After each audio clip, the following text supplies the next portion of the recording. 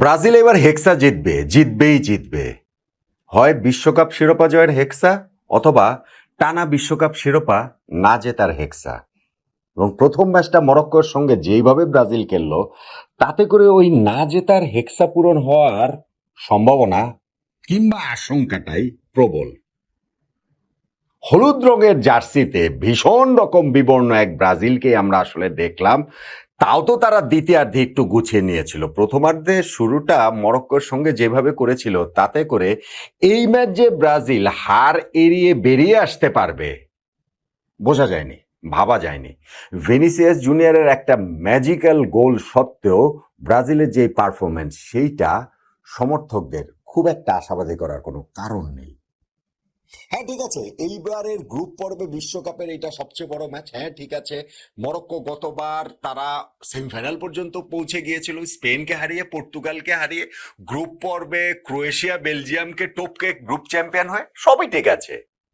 কিন্তু সেই Morocco FIFA ranking এর 7 নম্বরেও আছে বুঝলাম, ব্রাজিল 6 নম্বরে বুঝলাম, কিন্তু ওয়ার্ল্ড কাপ তো ওয়ার্ল্ড কাপ। সেই ওয়ার্ল্ড কাপে কার্লো অ্যানচেলোত্তির ব্রাজিলকে যেই রকম মেরে লাগলো, এই ব্রাজিলকে আসলে ওইভাবে বললে আর কি, যে এরকম ব্রাজিলকে দেখে তো এখন মানে অভ্যস্তই হয়ে গেছে সবাই। ব্রাজিলের খেলায় সাম্বার কোনো ছিটে ফোটাও নেই, কিসের যোগবনিত, কোনো মতে নিজেরা টিকে থাকার জন্যই যেন খেলেছে, স্পেশালি ফার্স্ট হাফটা।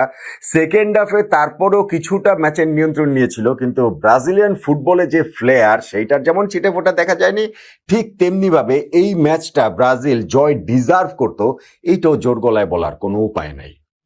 দেখুন, গত বিশ্বকাপের প্রথম ম্যাচ কিন্তু আর্জেন্টিনা হেরেছিল সৌদি আরবের কাছে, তারপরে তারা বিশ্বকাপ জিতেছে না। ওয়ার্ল্ড কাপের প্রথম ম্যাচ মরক্কোর সঙ্গে ব্রাজিল ড্র করেছে, এটা এন্ড অফ দ্য ওয়ার্ল্ড না, ডেফিনেটলি না। কিন্তু একটা টিম তাদের খেলায় কোথাও না কোনো জায়গায় কিছু তো প্রমিস থাকে। আপনি আমাকে বলেন যে এই ব্রাজিলের খেলায় কোন প্রমিসটা দেখতে পেয়েছেন যেটা সমর্থক হিসাবে আপনার মনে হবে যে না, এই ব্রাজিল ষষ্ঠ বিশ্বকাপ জিততে পারে। স্পেশালি শুরুটা মরক্কো যেভাবে শুরু করেছে, প্রথম 10 মিনিট যেই ফুটবলটা খেলেছে, তাতে মরক্কোর সামনে ব্রাজিলকে আসলে পাড়া মহল্লার দলের মতোই লাগছিল। মানে আমাদের ঢাকা লিগের ক্লাবগুলো দল আরামবাগ রহমতগঞ্জের মতো লাগছিল। পাগলের মতো দৌড়াচ্ছে তারা বলের পেছনে, কিন্তু সেইটা নাগাল তারা কিছুতেই খুঁজে পাচ্ছে না। এবং মরক্কো যে লিডটা নিয়েছে, সেইটা তারা ডিজার্ভেডলি নিয়ে লিডটা তারা পেয়েছে। লুকাস পাকেতা বল লুজ করেছেন, এবং আজকের এই ম্যাচটাতে পাকেতা, ওয়ার্ল্ড কাপ তো জাস্ট শুরু হলো, একজন মিডফিল্ডার হিসাবে কতবার বল লুজ করা যায় সেইটার আমার ধারণা একটা রেকর্ড লুকাস পাকেতা করে ফেলেছেন। এবং সেই লুজ বলটা ধরে তারা ব্রাহিম ডিয়াস, তিনি যেই ব্রিলিয়ান্ট একটা থ্রু বল টেললেন, সেইখান থেকে সাইবারি তিনি কিন্তু গোলটা দিয়ে দিলেন ব্রাজিলের কিপার অ্যালিসনের উপর দিয়ে। তিনি হচ্ছে গিয়ে লক করে ব্রিলিয়ান্ট একটা ফিনিশে গোলটা দিয়ে দিলেন। গোল খাওয়ার পরও যে ব্রাজিলের সম্বিত ফিরবে, আসলে কিন্তু ফেরেনি, বরং গোল খাওয়ার ঠিক আগ মুহূর্তে ওই যে ভিনিসিয়াস ম্যাচে যাকে কেবল তার আগ পর্যন্ত দেখা যাচ্ছিল না, তিনি লেফট সাইড থেকে ঢুকে যে ক্রসটা করেছিলেন, সেইখানটাতে ইগোর তিয়াগো, ব্রাজিল যাকে হচ্ছে গিয়ে সেন্টার ফরওয়ার্ড হিসেবে খেলিয়েছে, প্রপার নাম্বার 9 হিসেবে খেলিয়েছে, যেটা আমি বলেছিলাম ব্রাজিলের খেলানো উচিত, কিন্তু ভেবেছিলাম যে খেলাবে না, সেটা খেলেছে। কিন্তু ইগোর তিয়াগো সেটা আসলে প্রপার কানেক্টটা আসলে করতে পারলেন না, ওই চান্সটা ব্রাজিলের মিস হলো।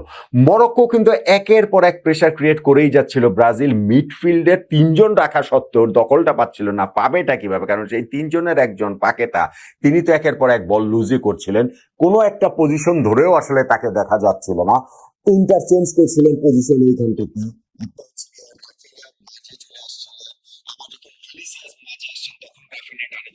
সেই কারণেও পাকেতার একটুখানি প্রবলেম হয়েছিল, কিন্তু স্টিল ব্রাজিলের ওই জায়গাটাতে তারা আসলে খুবই নড়বড়ে ছিল। গোলটা যে ব্রাজিল দিয়েছে সেইটা একেবারে ইন্ডিভিজুয়াল ব্রিলিয়ান্সে, ওইটা ভিনিসিয়াস জুনিয়রের একটা ম্যাজিকে। ব্রুনো গিমেরেসের সঙ্গে তিনি 1-to-1 করার পর বলটা যে পেলেন এবং পাওয়ার পর কাটব্যাক করে তিনি যেভাবে ভিতরে ঢুকলেন, স্পেসটা ক্রিয়েট করে যে কামানের গোলার মতো শটটা করেছেন, সেইটা ঠেকানোর সাধ্য আসলে মরক্কোর গোলকিপারের ছিল না। এখন এরকম মোমেন্টও তো কখনো কখনো ইন্সপায়ার করে না পুরো দলকে, কিন্তু ব্রাজিল দলের ক্ষেত্রে সেটা দেখা যায়নি। বরং সেকেন্ড হাফটাতে তারা যখন কাসেমিরোকে বদলি করে এইখানটাতে ফাবিনোকে নামিয়েছে, এবং ইবেনেসকে বদলি করে দানিলোকে নামিয়েছে, এবং দুইটাই মোরলেস ফোর্স চেঞ্জ, কেননা এই 2জন ইয়েলো কার্ডে ছিলেন। সো ব্রাজিল কোচ আনচেলোত্তি যে ঠিক কোন প্ল্যানটা নিয়ে এই টিমটাকে আসলে খেলাতে চেয়েছেন সেটা বোঝা যায়নি। তবে এটা ঠিক যে ফাবিনিও নামার পরে মিডফিল্ডের কন্ট্রোলটা ব্রাজিলের হাতে অনেক কিছুটা আসে এবং ওই জায়গাটাতে ব্রাজিল কিছু চান্সও ক্রিয়েট করে। স্পেশালি আপনি যদি ধরেন যে রাফিনিয়া ভিনিসিয়াস জুনিয়র তাদের কিছু কম্বিনেশন প্লে ছিল যেখানটাতে রাফিনিয়া একবার একটুখানি টোপক থেকে একটা দূরে ছিলেন, লুইস এনরিকের ক্ষেত্রেও একটা হয়েছে যে ওইরকম একটা টোপক থেকে তিনি দূরে ছিলেন, আর আরেকটা জায়গায় রাফিনিয়ার শটটা সরাসরি কিপারের কাছে চলে যায়। ওই রকম কিছু বিচ্ছিন্ন সুযোগ ব্রাজিল তৈরি করেছে, কিন্তু একদম ক্লিয়ার কাট অপরচুনিটি যে না গোল হতোই হবারই কথা ছিল সেইটা কিন্তু ব্রাজিল পারেনি। বরং ইনজুরি টাইমের শেষ মোমেন্টে গিয়ে তো 100 নম্বর মিনিটে ওই সময় তো হচ্ছে গিয়ে গোল খাওয়ার দশা হয়ে গিয়েছিল, অ্যালিসন ওইটা ঝাঁপিয়ে পড়ে ঠেকেছিলেন, না ঝাঁপালেও হয়তো বা বলটা বাইরে দিয়ে চলে যেত, বাট স্টিল ওই সময় তো আর গোলকিপার কোনো চান্স দিতে পারেন না। এখন ব্রাজিল যে আজকের এই ম্যাচটা খেলো তারা মোটামুটি 4-3-3-তেই খেলেছে, কিন্তু তিনজন থাকা সত্ত্বেও মিডফিল্ডের দখল তাদের কাছে ছিল না এবং অ্যাটাকিং থার্ডে যে সেই থ্রিটা ছিল, আপনি নাম্বার 9 হিসাবে খেলাচ্ছেন ইগোর তিয়াগোকে, তাকে আসলে সার্ভিসটা কোথায় দিয়েছেন? তাকে যে কাঠগড়ায় দাঁড় করাবেন উপায়টা কোথায়? সার্ভিস তো আমি ওই যে একটা বল ভিনিসিয়াস দিয়েছিলেন, হেডটা যার করা উচিত ছিল খেলা যখন নিলেন, এর বাইরে তো খুব প্রপার সার্ভিস তো আসলে এই ইগোর তিয়াগোর দিকে দেওয়া হয়নি। এবং ভিনিসিয়াস তার জায়গা থেকে সর্বোচ্চ চেষ্টা করেছেন। আমার কাছে বরং মনে হয়েছে এই টিমটার মানে টালিসমান হচ্ছে গিয়ে ভিনিসিয়াসই, তিনি আসলে নেইমার হয়ে ওঠার চেষ্টা করছেন। নেইমার ছিলেন মাঠের পাশে ছিলেন, তিনি দলকে চেষ্টা করেছিলেন উজ্জীবিত করতে, উত্তেজিত হয়ে যাচ্ছিলেন, যেইটা নেইমারের ক্যারেক্টার। কিন্তু ব্রাজিলের যেই খেলা, এই খেলা দেখে আসলে মনেও রোমাঞ্চ ছড়ায় না, শুধু শুধু বড় বড় কথা বলেও লাভ নাই। ব্রাজিলের এই দলটা আসলে ওয়ার্ল্ড কাপে খুবই খুবই খুবই বিবর্ণ একটা দল। আমি যে তাদের ফেভারিট র্যাঙ্কিং এ 6 নম্বরে রেখেছি, সেইটা প্রথম ম্যাচ শেষে অন্তত পক্ষে বলার উপায় নাই যে ওইটা আসলে খুব খুব খুব ভুল। ব্রাজিল এই জায়গা থেকে ওয়ার্ল্ড কাপ হিস্ট্রিতে রয়েছে যে না প্রথম ম্যাচে এরকম, আমি কতবারের কথা বললাম আর্জেন্টিনা ফার্স্ট ম্যাচ হারার পরে তো বিশ্বকাপ জিতেছে, সৌদি আরবের মতো দলের কাছে হারার পর জিততে পারে, ব্রাজিলের ক্ষেত্রে সেটা হতে পারে, কিন্তু সেই জন্য আসলে হিউজ হিউজ হিউজ ইমপ্রুভমেন্ট লাগবে এবং সেই জন্য একজন ম্যাজিশিয়ান লাগবে, যেই ম্যাজিশিয়ান হবার প্রতিশ্রুতি হয়তো বা ভিনিসিয়াসের খেলায় আজকের তো অ্যাটাকিং থার্ডে ব্রাজিলের বেস্ট প্লেয়ার ছিলেন, কিন্তু এন্ড অফ দ্য ডে গিয়ে আসলে নেইমারকে লাগবে। নেইমার ছাড়া এই ব্রাজিল হেক্সার ধারে কাছেও যেতে পারবে বলে প্রথম ম্যাচ শেষে আমার অন্তত মনে হয় না।